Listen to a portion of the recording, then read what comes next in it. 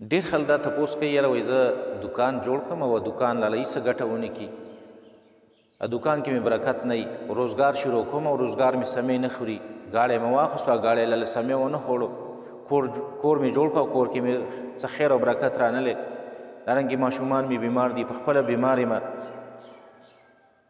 نو که غواړئ تاسو چې یاره زموږ دا کارونه دي ټول الله کامیابۍ ته ورسوي، زما د روزګار کې دی الله برکت ورتوي، زما دا کور او زما دا ګاډی او زما دا بچی دا د حسدناکو خلکو نه محفوظ پاتې شي، دا د نظربازو خلکو نه محفوظ پاتې شي. نو تاسو یو درې کارونه ضروري کوئ.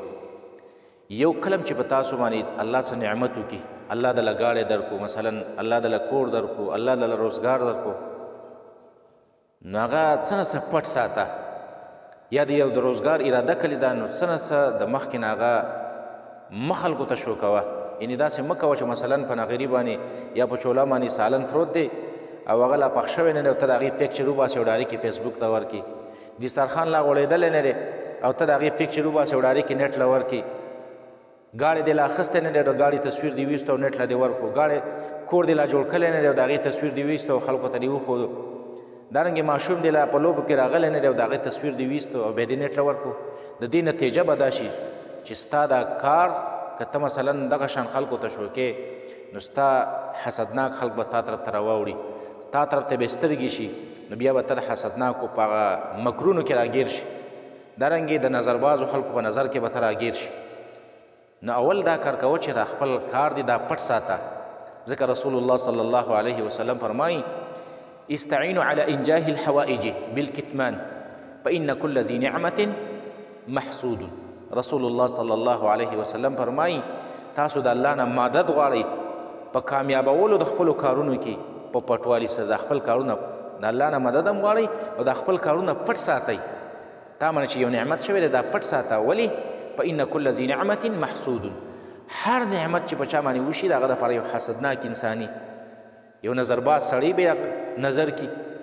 نو بیا یاره ګاډی مې خراب شو، ګاډی مې نه جوړېږي، روزګار مې نه جوړېږي، دارنګې دکان مې نه برابرېږي، دارنګې ماشوم مې بیمار دی نه ټیک کېږي، په خپله بیمار یم نه جوړېږم، کور کې مې بیمارۍ دي، بیا دا مسلې مشکلات تا ته راشي، ځکه ته د خپل دسترخوان تصویران ټولو خلکو ته ښایي چې یاره په ما باندې دومره احسانات شوي دي، د خپلو ګاډو تصویرانه او دارنګې د خپل ماشوم تصویران خلکو ته شوکې وښیي. یو دا. دویم کلم چې تا ته یو بیماري ولګېدله او تا ته مثلا ډاکټر وایي چې یاره ته خو ټیک ټاک یې او ته بیا هم بیماري، ستا ماشوم بیماري او حیرانه پریشانه چې یاره اوس څه وکړم.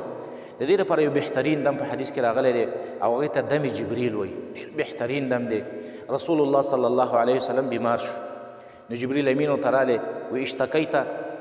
ته بیمار یې، تا ته تکلیف دی؟ نو رسول الله صلی الله علیه وسلم ورته وایي نعم او زه بیمار یم، ما ته تکلیف دی. نو جبریل علیه السلام په هغه باندې دم ورته دا دم یاد کوي، په دې باندې خپل ځان هم دموئ، خپل ماشومان هم پرې دموئ. هر هغه بیمار چې هغه ستاسو په کور کې دی یا بل مسلمان دی بیمار شوی دی دا دم پرې اچولی شي. هغه دم دا دی بسم الله یرقیک، جبریل علیه السلام پرې دا دم ورته وایي بسم الله یرقیک من کل شیء یؤذیک من شر کل نفس او عین حاسد الله یشفیک بسم الله یرقیک. دا دم دی بهترین دم دی. دریم یو بل دم په حدیث کې راغلی رسول الله صلی الله علیه وسلم به چې کله کان اذا اشتکى یقرأ علی نفسه بالمعوذتین، رسول الله صلی الله علیه وسلم به چې کله هغه ته څه تکلیف راغلی څه بیماري به ورته راغله نو اخرني دوه صورتونه قل اعوذ برب الفلق قل اعوذ برب الناس په دې باندې به ځان دماوه. نو دا صورتونه خو هر چاته یاد دي او که نه مې یاد مصحف دې راوال دي د مصحف نه دې دا صورتونه وایي او خپل ځان دې پرې دموي، خپل بچی دې پرې دموي، خپل کور کې څوک بیمار دی هغه دې پرې دموي، انشاءالله الله به درته حفاظت کوي، دا بیماري دا مشکل به الله د ده نه رفع کړي.